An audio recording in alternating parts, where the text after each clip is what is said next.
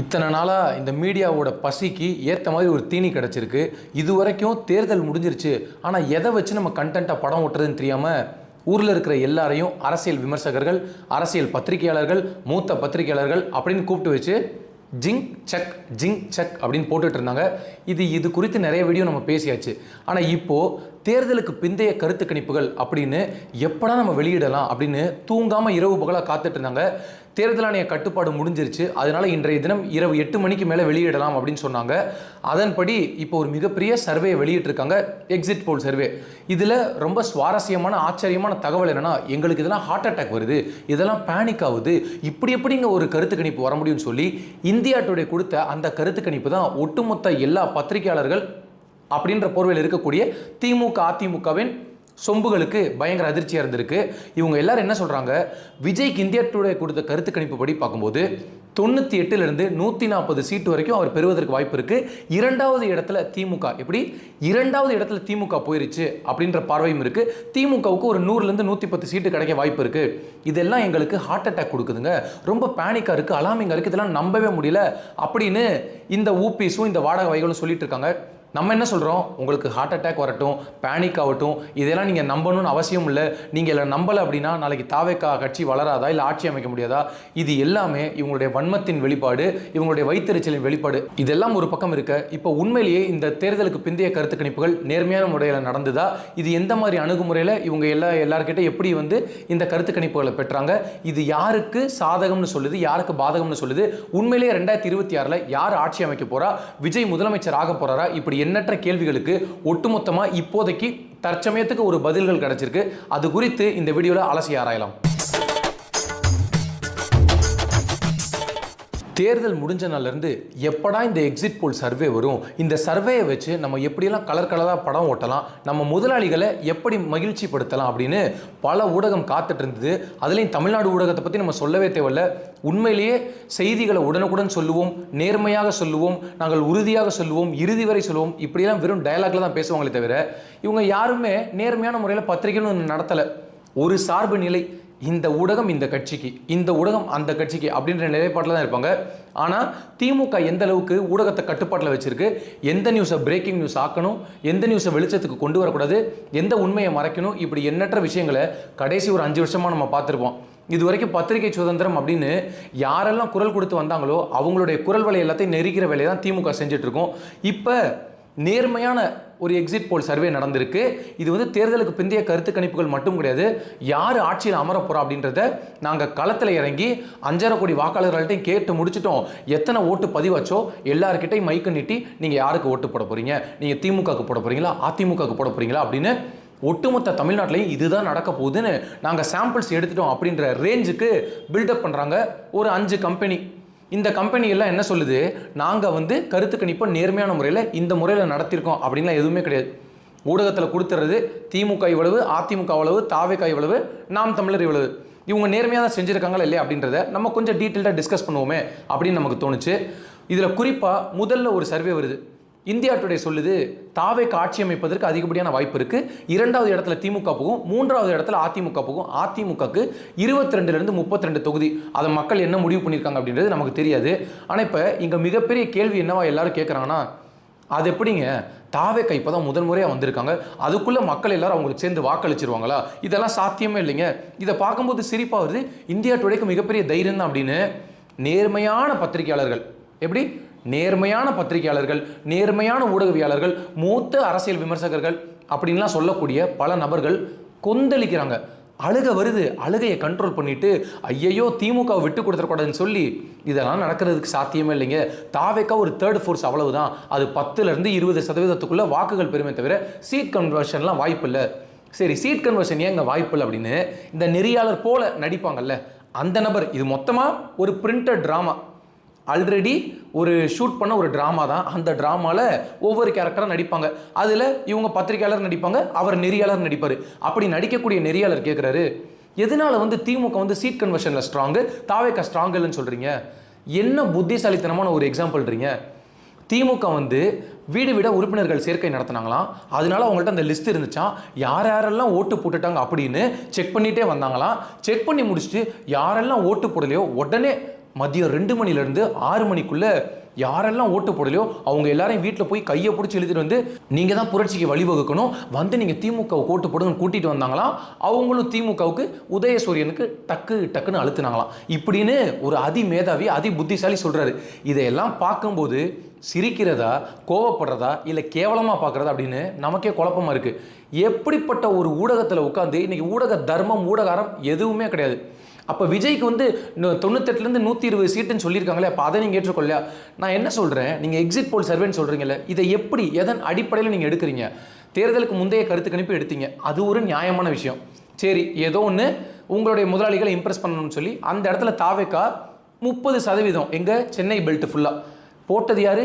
முன்னணி ஊடகம் ஒன்று, தனியார் ஊடகம். அது திமுக சப்போர்ட்டு தான். ஆனாலும் அது என்ன சொல்லுது, சென்னை முழுவதும் தாவேக்கா 30 35 விழுக்காடுல ஃப்ளக்சுவேட் ஆகுது.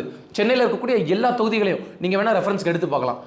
அப்படி இருக்கக்கூடிய தாவேக்கா சீட் கன்வர்ஷன் பார்க்கும்போது 1 to 2 சீட்டுகள் தான் கன்வெர்ட் ஆகுது. இந்தியா டுடே போட்டதை உங்களால் நம்ப முடியல. நீங்கள் நம்பாதீங்க. நீங்கள் நம்பலைன்னா எனக்கு என்ன குடிமூழ்கி போயிடுமா? இல்லை நாளைக்கு விஜய் வந்து இவங்க யாருமே நம்ப மாட்டாங்க, என் எக்ஸிட் போல் சர்வே நம்பலை, அதனால நான் வீட்டுக்குள்ளே இருந்துருவேன் அப்படின்னு முடங்கி போயிடுவாரா? உங்கள் விமர்சனங்களையே இந்த காதில் கூட வாங்குறாரான்னு தெரியாது. அந்தளவுக்கு ஒரு லெஃப்ட் ஹேண்டில் டீல் பண்ணிட்டு போகிறாரு. இவ்வளவு பேசக்கூடிய நீங்கள் இன்றைக்கி திமுக இன்னும் மிச்ச 4 கம்பெனி, இந்த இந்தியா டுடே விட்டுறலாம், மிச்ச 4 கம்பெனி இருக்குது. அந்த 4 கம்பெனிலாம் என்ன பேர்னு தெரியல, சாட் ஜிபிடி ஏதோ பேரை போட்டு இவங்களாம் வச்சுக்கிட்டாங்க போல். போடக்கூடிய எல்லா விஷயம் என்ன இருக்குன்னா, திமுக 160 180 சீட்டு, 120 140 சீட்டு, 110 150 சீட்டு. இது வரைக்கும் இந்த தேர்தலுக்கு பிந்தைய கருத்து கணிப்புகள் நிறைய எடுத்திருக்கீங்களே, நீங்கள் வேணால் போய் பார்க்கலாம். 2021, 2016, 2011 துல்லியமாக இருந்திருக்கா, கரெக்டாக இருந்திருக்கா, அக்யூரேட்டாக இருந்திருக்கா? சொன்னதுக்கு எல்லாமே நேர்மாறாக தான் நடந்திருக்கு. 2016 ஆட்சி மாற்றம் வந்துடும், ஜெயலலிதா மீண்டும் ஒரு முறை வரமாட்டாங்க, மிகப்பெரிய அதிருப்தி மக்களுக்கு இருக்குது அப்படின்னு தான் சொன்னாங்க. ஆனால் மீண்டும் அம்மையார் ஜெயலலிதாவே தான் ஆட்சிக்கு வந்தாங்க. 2021 இபிஎஸ் வரமாட்டார்னு எல்லாத்துக்குமே தெரியும். மக்கள் எல்லாருமே ரொம்ப அதிருப்தி ஆகிட்டாங்க, பாஜக கூட கூட்டணி போயிட்டாருன்னு. ஆனால் இபிஎஸ் அவர்கள் கீழே போயிடுவார், வீழ்ந்து போயிடுவார், திமுக 200 சீட்டு ஜெயிக்கும் அப்படின்லாம் பில்டப் பண்ணிட்டு இருந்தாங்க. நல்லா புரிஞ்சுக்கோங்க, அவ்வளோ பெரிய ஆன்டி இன்கம்பன்சி 2011 2021 வரைக்கும் அதிமுக ஆட்சியில் இருந்தது. அப்படி அதிமுக வேண்டான்னு முடிவு பண்ண மக்கள் அப்போ திமுகவை தேர்வு செய்யும்போது மிகப்பெரிய புரட்சி ஏற்பட்டுலாம் அவங்க தேர்வு செய்யலை. திமுகவுக்கும் அதிமுகவுக்கும் 3% வாக்குகள் வித்தியாசம். அப்படி இருக்கும்போது நீங்கள் இந்த முறை மீண்டும் வந்து திமுக 2வது முறை ஆட்சிக்கு வரும்னு சொல்கிறீங்க. எதனால வரும்? நீங்கள் எடுத்த சர்வே சொல்லுதில்ல, எதனால திமுக மீண்டும் ஆட்சிக்கு வரும்? மக்கள் எதை பார்த்துட்டாங்க? அதிகப்படியான பாலியல் வழக்கு நடந்திருக்கே அதனாலயா? அதிகப்படியான போக்சோ வழக்குகள் பதிவாயிருக்கே அதனாலயா? அண்ணா யூனிவர்சிட்டி வழக்குனாலயா? திருப்போணம் அஜித்குமார் அடித்து கொல்லப்பட்டதுனாலயா? வேங்கை வயல் அதனாலயா? முதலமைச்சர் தோணும்போது மட்டும் எந்த விஷயத்தில் அரசியல் லாபம் இருக்கோ அந்த இடத்துக்கு மட்டும் போனாரே அதனாலயா? இல்லை கரூர் வழக்கில் மிகப்பெரிய கெட்ட பேரை சம்பாரிச்சாங்களே அதனாலயா? இல்லை இன்னும் பல வாக்குறுதிகளை சொல்லிட்டு நிறைவேற்றாமல் வெறும் அறிவிப்புகளை மட்டுமே வச்சுருந்தாங்களே அதனாலயா? எதனாலேங்க மக்கள் மீண்டும் எங்களுக்கு திமுக தான் வேணும், திமுக 2வது முறை ஆட்சி அமையணும், அப்போ தான் மக்கள் எல்லாருமே நாங்கள் மன மகிழ்ச்சியாக இருப்போம்னு உங்கள்கிட்ட யார் சொன்னா? இதை எதன் அடிப்படையில் நீங்கள் எடுத்தீங்க? எத்தனை பேர்கிட்ட எடுத்தீங்க? எத்தனை பேர் என்ன சொன்னாங்க? இப்போ நம்ம என்ன கேட்குறோம், டிவிக்குன்ற கட்சியை கூட விட்டுருங்க, திமுக அதிமுக 3வது ஒரு கட்சி பேர் கூட சொல்ல வேண்டாம், யாரை கேட்டாலும் கடைசி ஒரு வாரத்தில் எந்த கட்சிக்கு ஓட்டு கேட்டேன்னு கேட்டால் ஊடகத்தில் இருக்க நபர்களுக்கும் தெரியும், திமுக இருக்கவங்களுக்கு தெரியும், அதிமுக இருக்கவங்களுக்கு தெரியும்.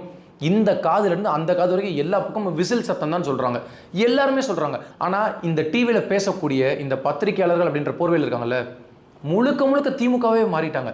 அவங்களாம் என்ன சொல்கிறாங்க, எங்களை பொறுத்த வரைக்கும் இந்த முறை திமுக எப்படி கூட்டணி கட்சிகளே இல்லாமல் அதிக மெஜாரிட்டி அமைக்கும், 118 சீட்டுக்கு மேலே ஜெயிப்பாங்க, கூட்டணியோடு சேர்த்து 140 150 சீட்டு ஜெயிப்பாங்க. 2021 அவங்க அவ்வளவு தூரம் ஜெயிக்க முடிஞ்சது 150 தான். ஆனால் இந்த முறை நீங்கள் 150 ஜெயிப்பாங்கன்னா இவ்வளவு பெரிய அதிருப்தி இருக்குங்க மக்களுக்கு. ஸ்டாலின் வேண்டாம்னு மக்கள் நினைக்கிறாங்க, அதே நேரத்தில் எடப்பாடி வேணும்னு மக்கள் நினைக்கல. ஸ்டாலின் வேண்டாம்னு முடிவு பண்ணிட்டாங்க, ஆனால் எடப்பாடி வேணும்னு முடிவு பண்ணல. அப்போ இந்த வாக்குகள் எல்லாம் யாருக்கு போகும்? நான் மீண்டும் மீண்டும் பல முறை சொல்லியிருக்கேன், ஒரு சிம்பிளான கால்குலேஷன், அடிப்படை அறிவு இருந்தால் அது புரியும். எல்லாருமே என்ன சொல்கிறாங்க, திமுகவோட உறுப்பினர்கள் 1.5 கோடி, அதிமுகவோட உறுப்பினர்கள் 1.5 கோடி, அந்த 1.5 கோடி வாக்காளர்கள் எப்படிங்க வேறு யாருக்காவது ஓட்டு போடுவாங்க? சரிதான், உங்களுக்கு 1.5 கோடி இருக்குது, அவங்களுக்கு 1.5 கோடி இருக்குது, உங்களோட கட்சி உறுப்பினர்கள் யாருக்கு ஓட்டு போட மாட்டாங்கல்ல? இதே போல் தானே விஜய் ஒரு ஆப்பில் என்னுடைய தொண்டர்கள் எல்லாரும் இதில் உங்களோட மெம்பர்ஷிப்பை பதிஞ்சுக்கோங்கன்னு சொன்னார். அதில் ஆதார் கார்டு ஓட்டர் ஐடி 2ஐயும் வச்சு தான் பதிய முடியும். 1.5 கோடி பேர் பதிஞ்சு போனாங்க 2 நாளில். 1.5 கோடி பேர் 2 நாளில் அந்த ஆப்பே ஹேங் ஆச்சு. உங்களுக்கு வரும்போது ரத்தம், அடுத்தவங்களுக்கு வரும்போது தக்காளி சட்னி கிடையாதுல்ல. அப்போ நீங்கள் சொல்கிற மாதிரி திரு விஜய் அவர்கள் கட்சியிலையுமே இதே 1.5 கோடி வாக்கு செலுத்தினாங்க அப்படின்னா அப்போ நீங்கள் 2 பேர் எங்கே போய் முழிச்சிட்டு நிற்பீங்க? ஒரு விஷயம், ஒரு அரசியல் அப்படின்றத முழுக்க முழுக்க வியாபாரமாக மாற்றி மக்கள் என்ன நினைக்கணுன்றது கூட இந்த கட்சிகள் பண்ண ஆரம்பிச்சிருச்சு. இது பேராபத்தை நோக்கி போகுது. இன்னைக்கு விஜய் வந்து இதெல்லாம் தாண்டி தடைகளை உடைச்சவர் என்ன பண்ணுறாரு அப்படின்றத காலம் பேசும், காலம் பதிலளிக்கும். ஆனால் நீங்கள் பண்ணக்கூடிய இந்த காயின்ஸ் வேலை இருக்குல்ல, காயின்ஸ்னால் தமிழில் புரியுதுல, அந்த வேலையை பண்ணுறதுக்கு எதுக்குங்க பத்திரிகைன்னு போய் உட்காந்துட்டு இருக்கீங்க? இதில் ஊடகம் அதுக்கு மேலே ஒரு தனியார் டிவி சேனல்ஸ் எல்லாருமே கையில் 2 ஜிங்செக் தான் இல்லை, உட்காந்து திமுகன்னு அடின்னு அடிச்சுட்டு இருக்காங்க. இந்த பொழப்பு எதுக்கு? அப்படி காசு பணம் சம்பாதிக்கணுமா?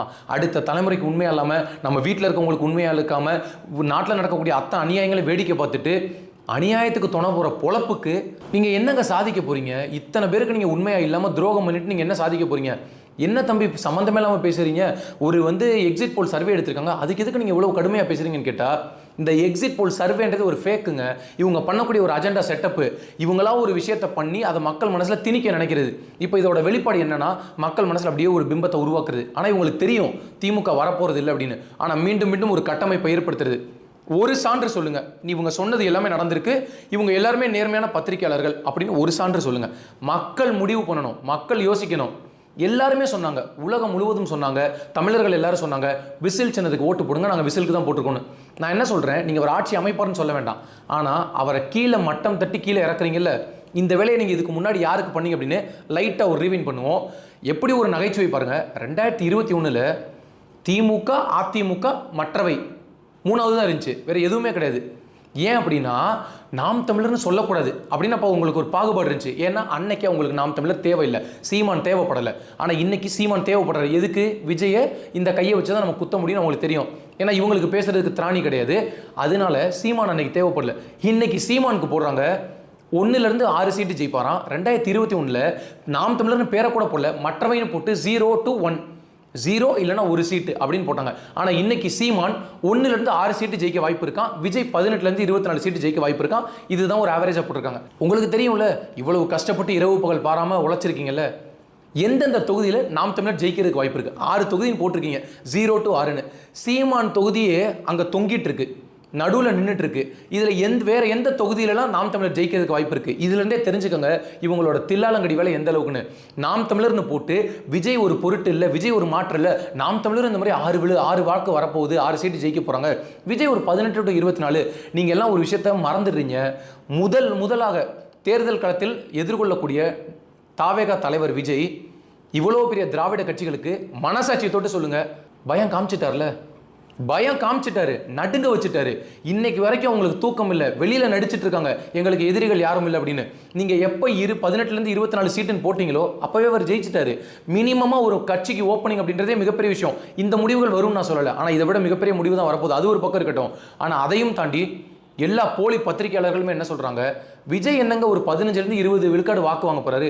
எங்க இவ்வளோ பெரிய திராவிட கட்சி இருக்கும்போது ஒரு மனுஷன் உள்ள 15லேருந்து 20% வாங்குவார், நீங்களே ஒத்துக்கிறீங்களே. இதுவே மாபெரும் வெற்றி. இனிமேல் இந்த கருத்து கணிப்பு, கருத்து திணிப்பு இந்த மாதிரி வேலைகளை பண்ணுறதை விட்டுட்டு தயவு செஞ்சு நேர்மையாக நீங்கள் எதுவும் பண்ண போகிறதில்ல. ஆனால் இப்படி பண்ணி மக்கள் மத்தியில் அசிங்கப்படாதீங்க. உங்கள் எல்லாருக்கும் மரியாதைன்னு ஒன்று இருந்தது ஒரு காலத்தில், இப்போ அந்த மரியாதையும் கிடையாது. ஊடகம்னாலே எந்த அளவுக்கு மக்கள் மேலைங்களையும் பார்க்குறாங்க அப்படின்றது மக்களுக்கே தெரியும். தயவு செஞ்சு இனிமேல் உங்களுக்கு ஒரு அஜெண்டா கொடுத்துட்டாங்க அப்படின்னு சொல்லி அந்த அஜெண்டாவை ஃபுல்ஃபில் பண்ணுறதுக்காக வெளியிலேருந்து நபர்களை கூட்டிகிட்டு வந்து திமுக துண்டை கழட்டி வச்சுட்டு, அதிமுக துண்டை கழட்டி வச்சுட்டு, நீங்கள் எல்லாரும் நேர்மையான பத்திரிகையாளர்கள் அப்படின்னு கூப்பிட்டு உள்ளே உட்கார வச்சுட்டு இந்த மாதிரி விஷயங்களை மக்கள் மனசில் திணிக்க நினச்சிங்க அப்படின்னா மக்கள் உங்கள் எல்லாரையும் ஒரு டப்பாக்குள்ளே போட்டு திணிச்சிருவாங்க. அந்த அளவுக்கு வன்மம் வச்சு கொடுமையாக உங்களை செஞ்சிருவாங்க. இதுக்கு நான் மீண்டும் சொல்லியிருக்கேன், மக்கள் எது வேண்டும் எது வேண்டாம் என்பதில் எப்பயுமே தெளிவாக இருப்பாங்க.